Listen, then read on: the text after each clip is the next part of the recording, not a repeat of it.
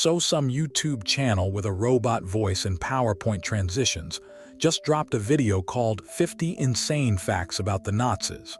Cool. Great. Another listicle where they tell you Hitler didn't start the party and then spend 11 minutes being politely horrified. Like a Wikipedia article that learned how to breathe. I'm Dr. Sardonicus. I'm here to fix that. Because the Nazis weren't just bad. They were pathetic. They were drugged up, occult-obsessed, corporate-sponsored clowns who lost so hard their leader ate a bullet in a bunker. And the first I'm going to roast them so thoroughly you'll forget they ever scared anyone. Ready? Good. Let's start with the one fact their video probably mentioned like it was just a quirky footnote. Time magazine. 1938. Person of the Year. Adolf Hitler. They praised his strength. They called his invasion of Austria a power move before the eyes of a horrified and apparently impotent world. Imagine that. The media machine looked at the man who would industrialize genocide and said, yeah, he's got that dog in him. If you think modern journalism is cooked, it's been burnt since 1938. Type "Time loves losers" in the comments if you're paying attention. Now hold on, because it gets so much worse, and by worse I mean funnier. Number 48.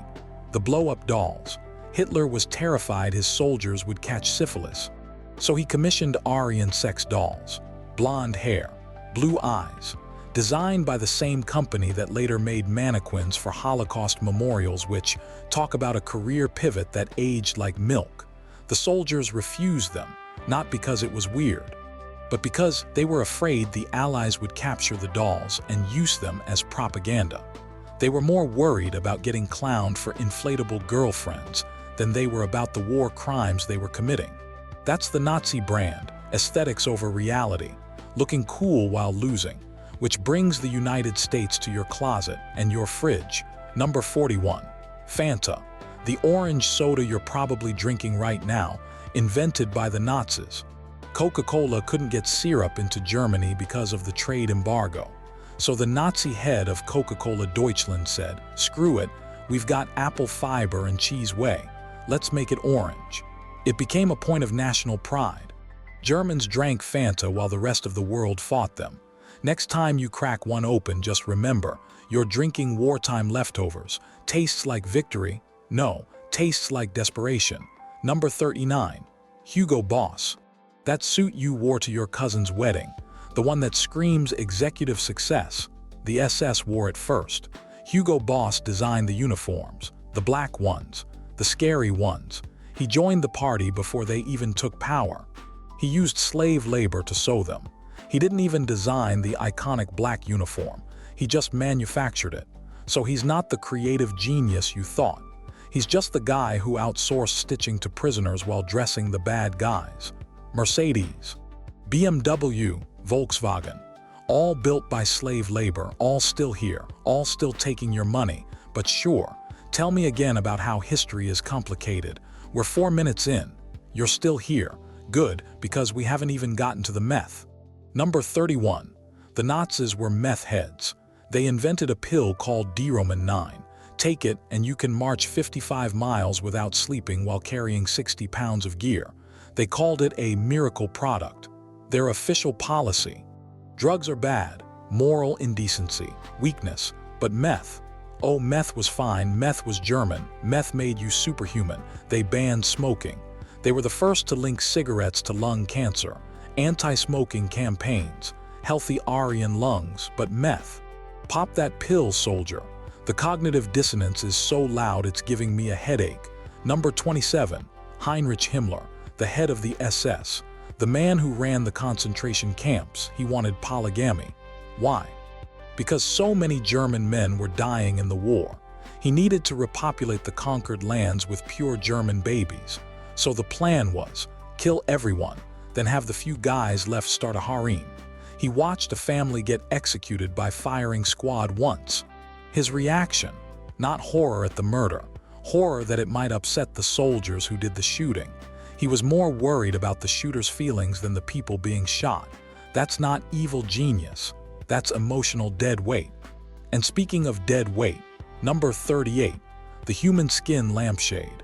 After Hurricane Katrina, someone found one at a garage sale in New Orleans. Historians traced it back to Buchenwald, made for Ilse Koch, the commandant's wife. She collected prisoners with tattoos, killed them, and turned their skin into lampshades, book covers, gloves. Your grandma's antique lamp. Cute. This one came with a backstory that would make Ed Jane say, "Okay, that's a bit much." Number 42. The werewolf thing. They actually believed they were werewolves. Nazi propaganda painted Germany as a wolf. They thought they were the good monsters from folklore, hunting down the vampires they claimed were Jewish people. They built an entire mythology around being supernatural predators. And then they lost to factory workers from Ohio who hadn't slept in 3 days. Werewolves, with meth, and polygamy, and blow-up dolls. Tell me again how these guys were a threat to civilization. They were a threat to good taste. Number 23. They treated animals better than people. Hitler banned hunting. He passed animal protection laws. He became a vegetarian. He said, and I quote, "In the new Reich, no more animal cruelty will be allowed." Meanwhile, gas chambers. For humans, he loved his dog, Blondie, tested cyanide capsules on her before he took one himself. That's the closest thing to affection he ever showed anyone. Animals, yes. People, no. Now let's bring it to 2026. Number 28. Doc Martens. Lace theory. If you see someone wearing black Doc Martens with red laces, they're telling you they're a neo-Nazi. White laces. White supremacist. White boots with red laces. That's actually solidarity with Jewish people. The same boots punks wore to fight fascists are now the uniform of the people who want to bring back the guys who invented Fanta. Codes within codes. Cosplay for the terminally online. But here's the thing they don't want you to remember. Number 35. Hitler never won the popular vote, 36%. That's it. He got appointed chancellor because some old man thought he could control him. Number 33.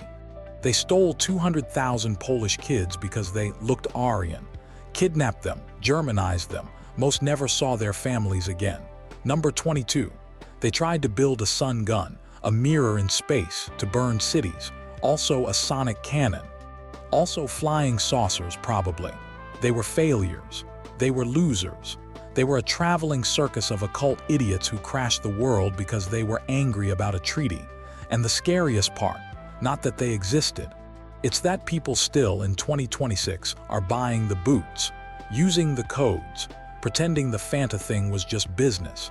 So to whoever made that PowerPoint video about insane facts, thanks for the bullet points.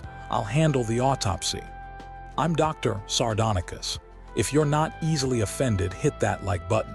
Subscribe if you want me to ruin more of your favorite brands. And if you see someone with red laces, maybe don't buy them a drink. Link in the description for the merch. We've got shirts that say, "I survived the Fanta Reich," and mugs that say, "Hugo Boss, Murder Fit." Because if you're gonna wear history, wear it ironically. See you next time, or don't. I don't care.